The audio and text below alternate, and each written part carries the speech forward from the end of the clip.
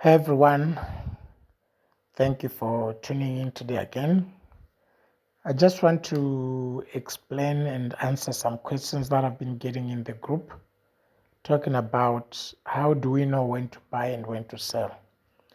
But basically, the most important is how do you close the trade before the spike gets you. I think that's the most important part if you are trading the small candles, because trading the spike is easy once you know where the market is going. And let's say if this is boom 1000, if you've gotten the spikes beginning. So I explained yesterday that the most important part you need to know is the crossing of the moving averages that we have. You remember the moving averages we set yesterday, the 50 and the 100. So I'm looking at this example here. The market was going down and it went out of Bollinger Bands. When we came out of the lower Bolinger Band, which is the blue line which we have here, apparently I don't know how to read the notations, but right in the center here where the blue and the red line are crossing, okay? The crossing here gives you the heads up, not the entry.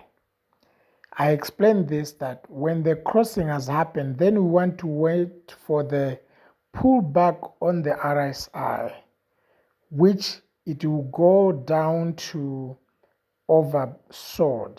So as you can see, the moving averages, they crossed each other. Then the market came with a pullback and the RSI went into oversold. When it's on the oversold here, that's the area to buy. And you can see also the market pulled back and came and resisted on the Bollinger Band. When it touched the Bollinger Band, it started spiking again, crossing now trading above the 100 moving average. And you can see now the spikes, they kept on coming. Our target now is the upper Bollinger Band. So from this time, you see the DeMarker is coming from the oversold 10, and then the RSI came and touched or resisted in the oversold area.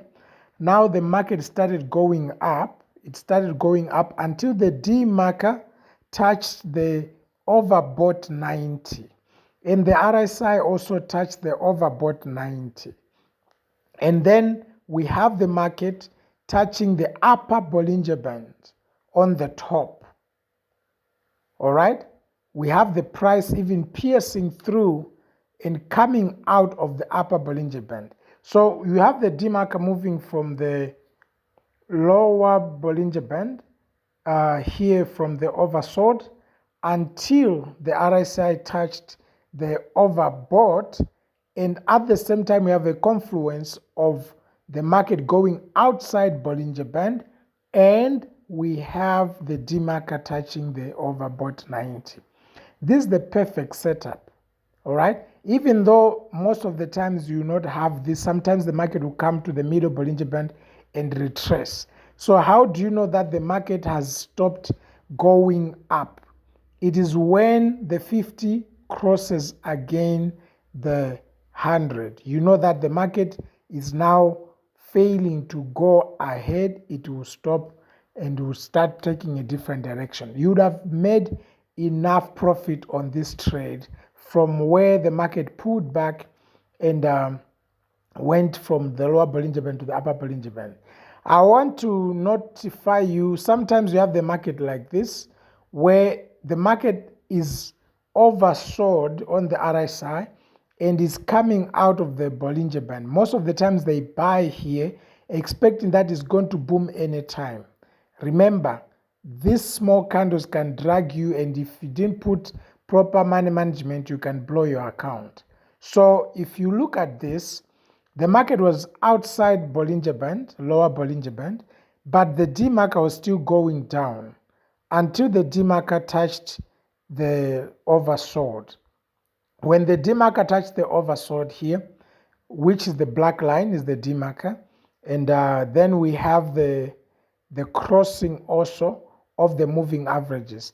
Now you can take your profit here for the sell and prepare for a buy. Not that you are entering a buy, you are preparing for a buy.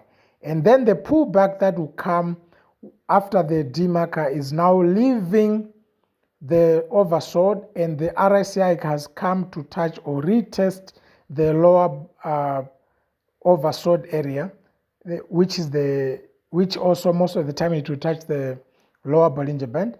Then you are able to confidently buy and go with him to the top. And you can see here he went up until he touched there. I hope this will help those that were asking, but how do I buy?